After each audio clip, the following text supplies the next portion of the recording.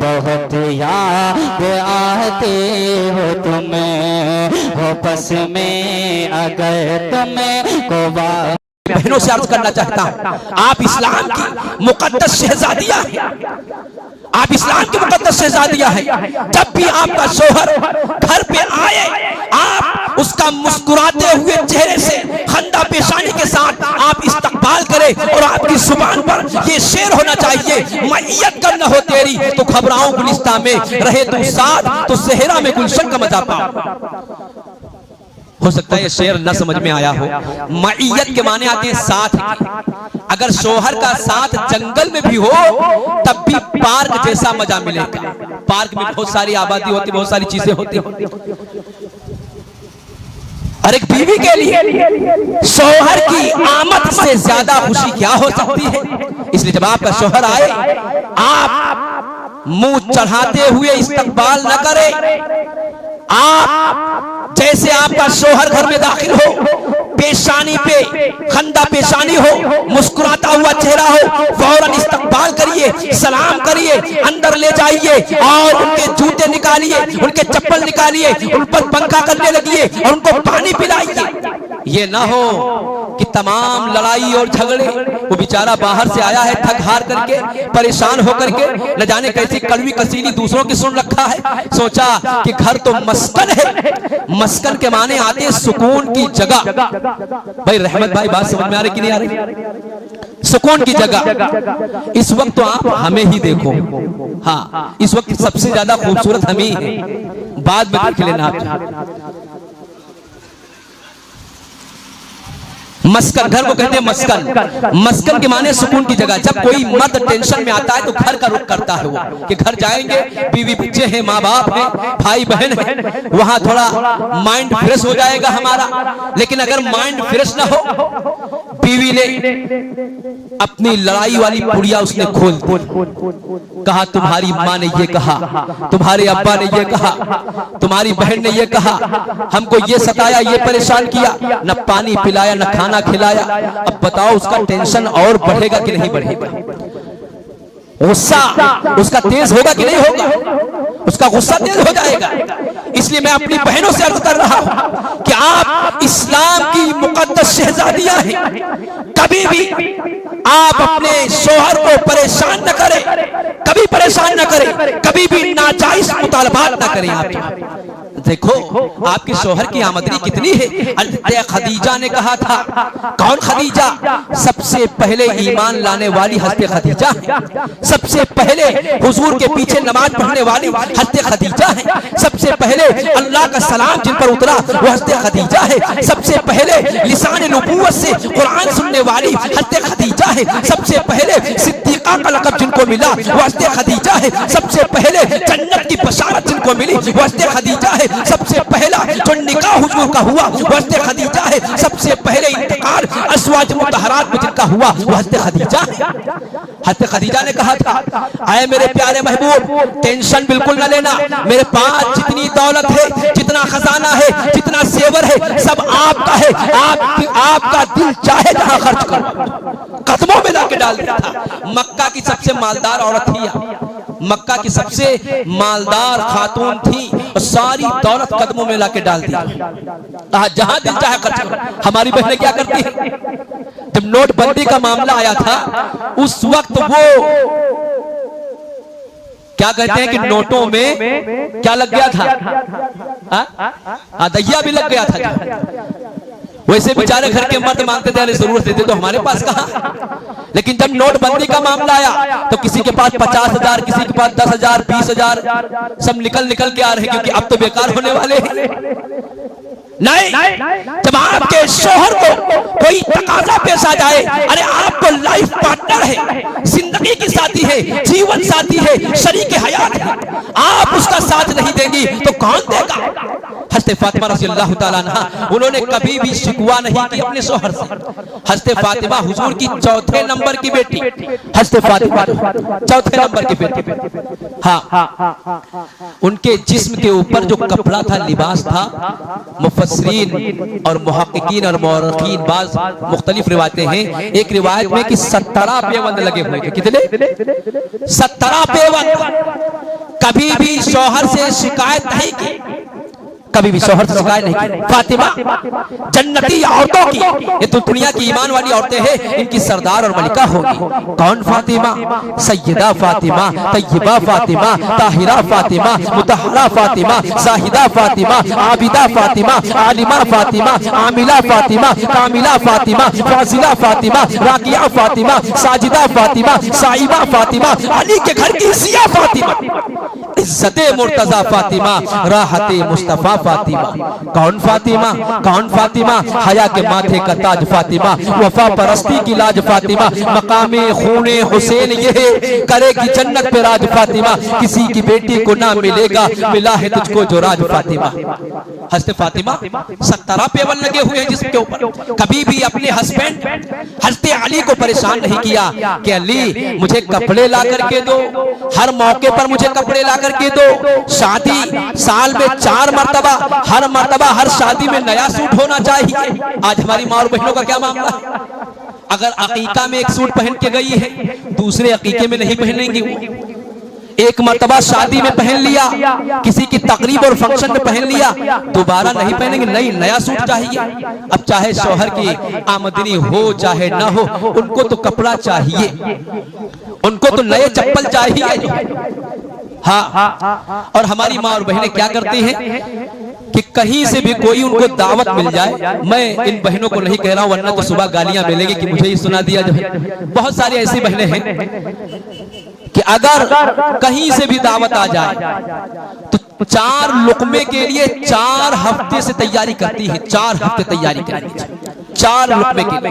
खाना नहीं खा पाती, बच्चों के चक्कर में खाना नहीं खा पाती, लेकिन 4 लुकमे के लिए 4 हफ्तों से तैयारी करती है। और फिर तैयारी क्या होती है कि जैसा सूट है वैसे ही चप्पल, वैसे ही दुपट्टा, वैसे ही चूड़ियां और कंगन, वैसे ही पर्स, यानी पूरी मैचिंग करते हैं कि कोई भी चीज इधर उधर न हो जाए। फिर क्या करते हैं? एक 5 वक्ता नमाज पढ़ने वाली बहन जब शादी का मौका आता है और जब वो फुल मेकअप में आती है, फुल मेकअप के अंदर आती है, अब तो ये चल गया है कि मेकअप साथ में रखा जाता है। 4 लुकमा खाने के लिए 4 हफ्ते लगाया और फिर 4 घंटे मेकअप हुआ।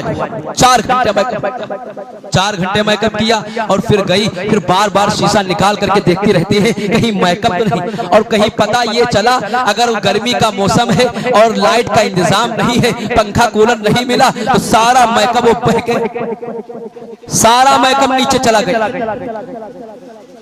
अब जो उनकी खूबसूरती थी वो सब जाहिर हो जाती है खूबसूरती। मैं बताता हूं कि तुम्हारा वर्सनल मेकअप नहीं है, इन मेकअप क्रीम और पाउडर से ये खूबसूरती नहीं आएगी। अगर खूबसूरती पैदा करना है, आओ अल्लाह के सामने सजदा करो, 5 वक्त वुज़ू करो, तो 5 वुज़ू करिए।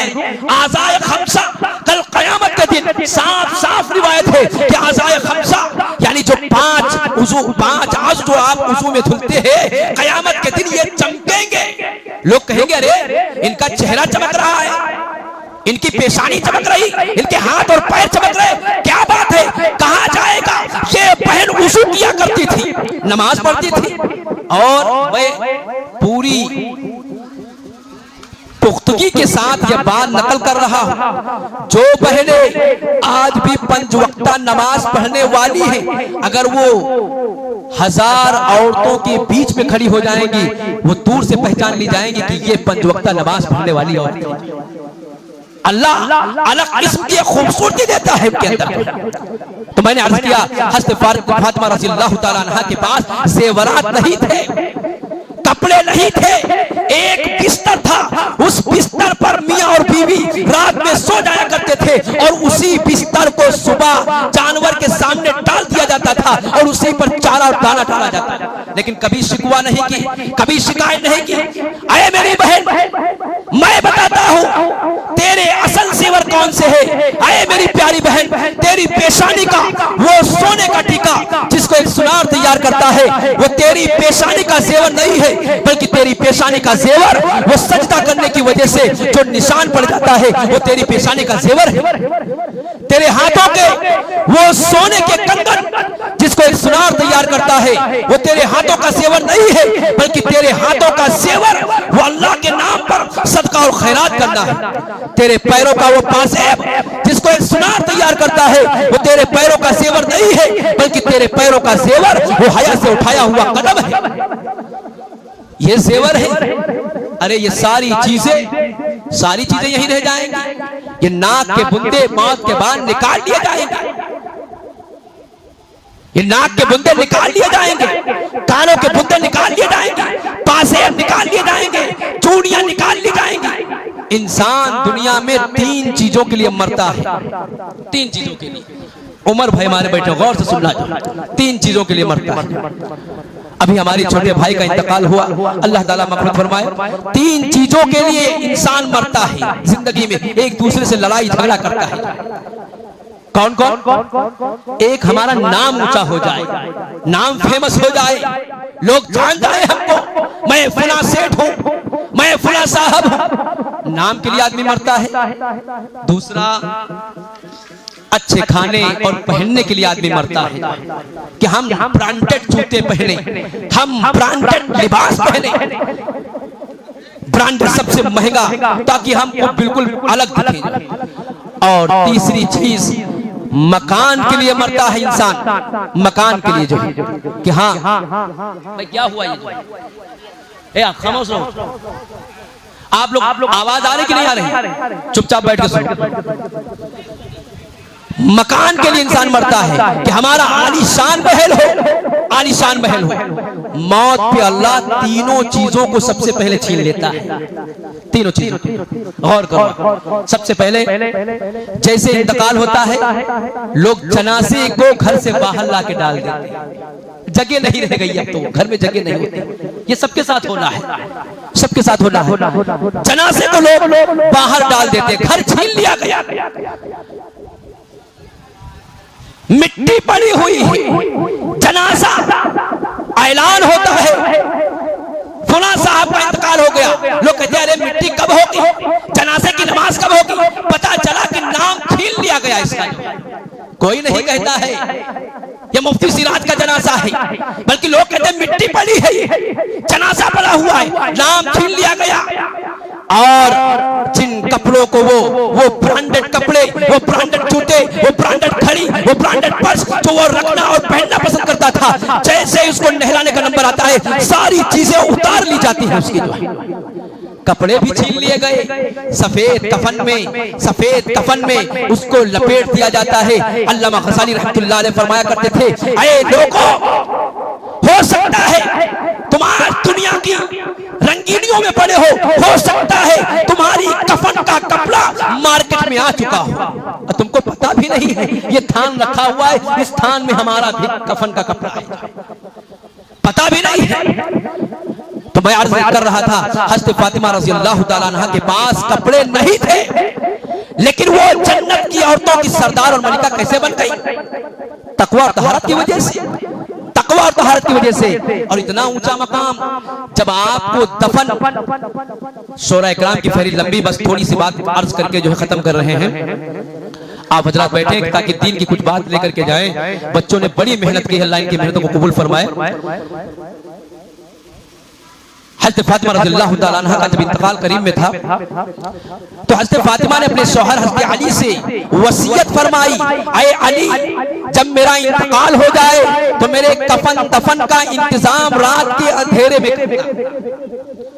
ए प्यारी बीवी क्यों कह रही हो ऐसा? प्यारी बीवी क्यों कह रही हो? कहा इसलिए मैं कह रही हूँ क्योंकि जब से मैंने होश संभाला है, किसी गैर मर्द की नजर मुझ पर नहीं पड़ी, किसी गैर मर्द की नजर नहीं पड़ी है। आज हमारी बहनें तो बगैर पर्दे के मार्केटों में टहलती रहती हैं।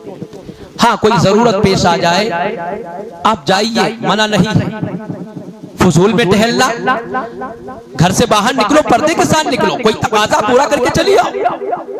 बगैर पर्दे देखे, जब कोई औरत घर से बाहर कदम रखती है फरिश्ते उस पर लानत करते हैं, अल्लाह उन पर लानत करता है। जब तक कि औरत घर वापस न हो जाए फरिश्ते लानत करते हैं, ऐ अल्लाह इसको हलाक कर दे, ऐ अल्लाह इसको बर्बाद कर दे, इसको मिटा दे, इसकी नस्लों को इससे उजाड़ दे। वो फरिश्ते बद्दुआ करते हैं। क्यों? कि जब बेपर्दा औरत, बेपर्दा लड़की घर से बाहर निकलती है, किसी कितने खैर मर्दों की नजर ना चाहते हुए भी उसके ऊपर पड़ती है, वो गुनाह कबीरा का सबब बन रही है, गुनाह कबीरा का सबब बन रही है।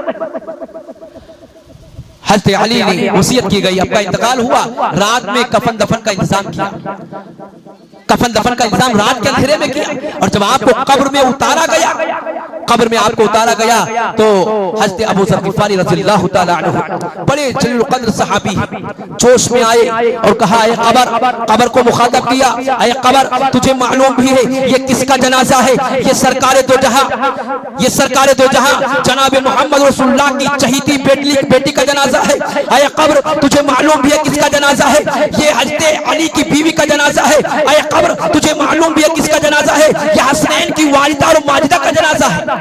कब्र से आवाज आती है, ऐ अबू ज़र तेरा कहना बिल्कुल सही है, लेकिन याद रखना अगर फातिमा अमल लेकर के आई है, अगर फातिमा नमाज़ें पढ़ करके आई है, अगर फातिमा रोजा रख करके आई है, अगर फातिमा ज़कात दे करके आई है, अगर फातिमा पर्दे का एहतमाम करके आई है, अगर फातिमा ने शौहर की इताअत की है, तो कब्र जन्नत के बागों से एक बाग बन जाएगा।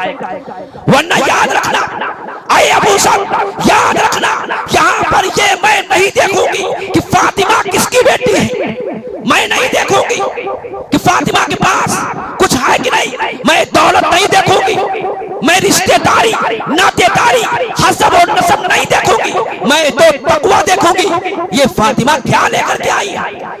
इसलिए मेरी माँ और बहनों, आज मौका है नमाजों के जरिए से, कब्र तो अंधेरी है, नमाजों के जरिए से अपनी कब्र को रोशन कर लो, तकवा और तहारत के जरिए से पर्दे का एहतमाम करके अपने कब्र में कालीन, एसी और फ्रिज का इंतजाम कर लो। वहां तो अंधेरी कोठरी कुछ भी नहीं है, कैसे रहोगे?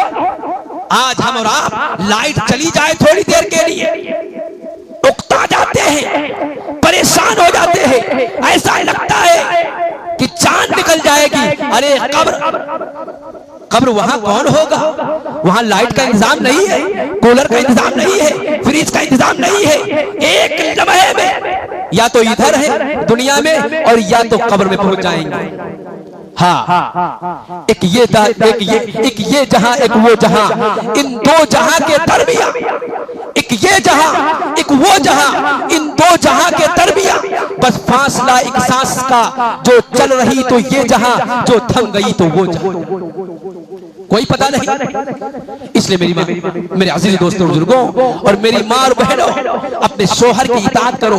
चार बातें जो जनाब मोहम्मद रसूलुल्लाह की अर्ज कर दो, उसके बाद बात खत्म हो रही है।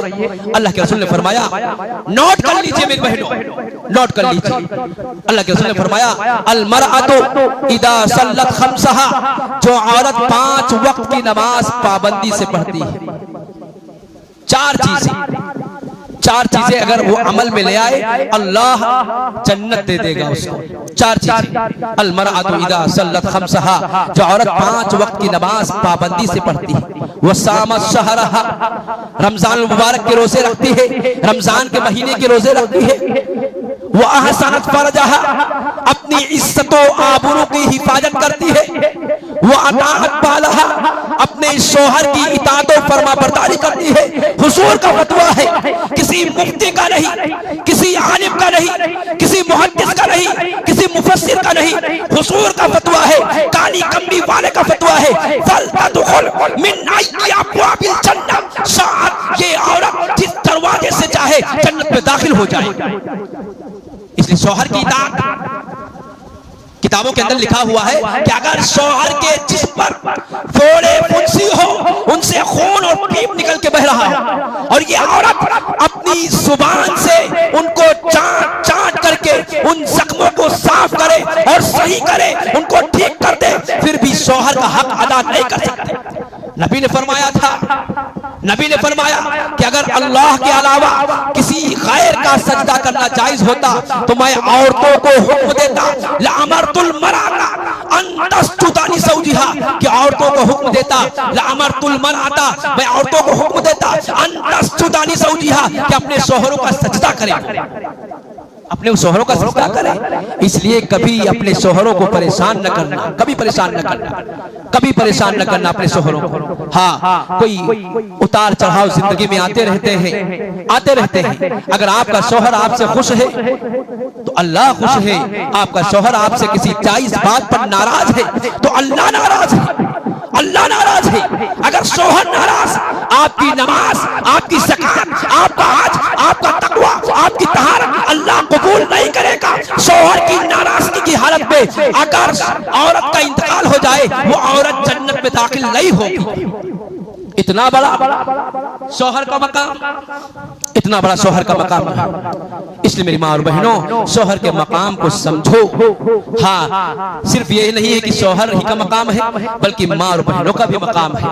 अपनी बीवियों को परेशान न करो, उनको गालियां ना, उनको मारो ना, उनको सताओ ना। अरे अल्लाह के बंदो जरा गौर करो, ये जो आपकी बीवी है, ये अल्लाह की बंदी, इसने अपने सगे माँ बाप को कुर्बान कर दिया, सगे भाई बहन को छोड़ दिया, अपने घर को छोड़ दिया, उस घर को छोड़ दिया जिस घर में ये खेल के बड़ी हुई थी, अपनी सहेलियों को छोड़ दिया। अरे तुम्हारे लिए छोड़ा है, क्या तुम गालियां दोगे, क्या तुम मारोगे, क्या तुम परेशान करोगे? तुमको वो तरीका अख्तियार करना पड़ेगा तो जनाब मोहम्मद रसूलुल्लाह ने अपनी अज़वाज मुतहहरात, अपनी तमाम बीवियों के साथ अख्तियार किया। एक मरतबा अल्लाह के रसूल अलैहिस्सलाम घर गए और सदर दरवाजे से जैसे दाखिल हुए, सदर दरवाजे से जैसे दाखिल हुए, देखा कि हज़रत आयशा सिद्दीक़ा रज़ियल्लाहु ताला अन्हा, जो आपकी बीवी हैं, पानी एक प्याले में नोश फरमा रही। आपने दूर ही से कहा, आए हो मेरा, थोड़ा सा पानी मेरे लिए भी बचा देना, थोड़ा सा पानी मेरे लिए बचा देना। हुमेरा नाम तो आयशा था, मोहब्बत में हुमेरा कहा करते थे। करीब पहुंच गए, अम्मी जान ने प्याला थमा दिया, उम्मत की माँ है, सबकी अम्मी है, प्याला थमा दिया। अल्लाह के रसूल सल्लल्लाहु अलैहि वसल्लम जो है पानी पीने ही जा रहे थे कि आप एक लख्त ठहर जाते। आपने कहा, आयशा, आए हो मेरा, जरा ये बताओ इस प्याले में तुम्हारे लब कहां पे लगे हुए हैं? उनकी बीवी हज़रत आयशा ने उस मकाम और उस जगह की निशानदही फरमाई। आपने प्याले के रुख को मोड़ा, चेंज किया और वहीं से पानी नोश फरमाया जहां से उनकी बीवी ने पानी पिया था। इसलिए शौहर जब बीवी को देखती है और बीवी जब शौहर जब बीवी को देखता है और बीवी जब शौहर को देख करके मुस्कुराते हैं, हदीस में है तीसरा अल्लाह उनको देख करके मुस्कुराता है और सदक़े का सवाब मिलता है, सदक़े का सवाब मिलता है। इसलिए मेरी माँ और बहनें, अपने मकाम को पहचानो, आपका मकाम बड़ा ऊंचा है, अपने मकाम को पहचानो। और मेरे भाइयों, अपने मकाम को पहचानो।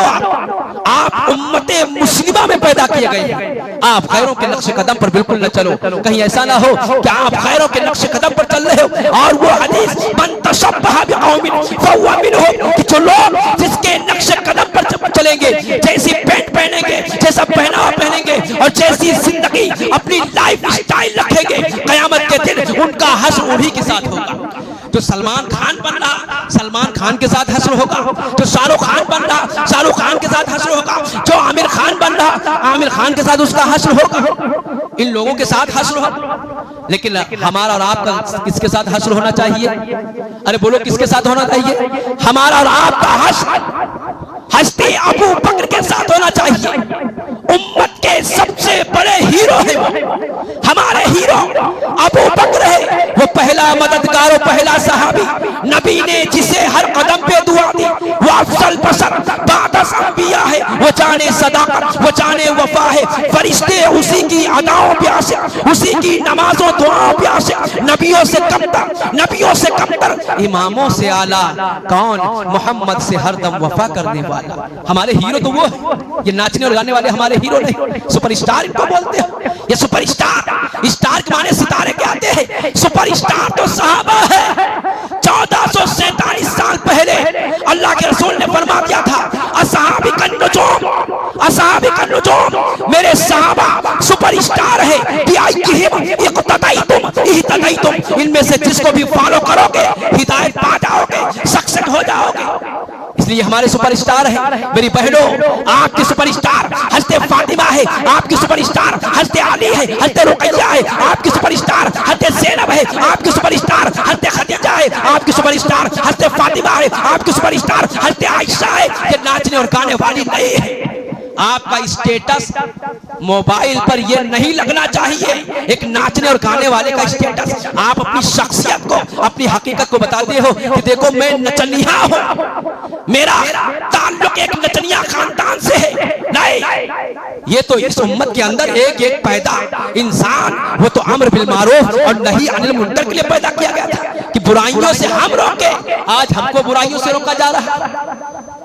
इसलिए इस सीरत के जलसे से एक पैगाम लेकर के जाओ हमारी माँ और बहनें भी और हमारे भाई भी कि इंशाअल्लाह जितने गुनाह हो चुके हैं हो गए, तौबा कर लेना है, अब वो गुनाह नहीं करने हैं। नमाजों का एहतमाम करना है, मस्जिद को आबाद करना है और अपनी जिंदगी को बिल्कुल बदल देना है, क्योंकि कब मौत आ जाए कुछ भी नहीं पता है। अरे बोलो पता है? कुछ भी पता नहीं। अल्लाह ताला इन कमेटी वाले जो बच्चे हैं इन्होंने माशाअल्लाह हमारी बस्ती के अंदर, नौजवानों के अंदर, क्या बड़ों के अंदर, सबके अंदर एक जज्बा, चाहे हमारी माँ और बहनें हैं, दीन के नाम पे खूब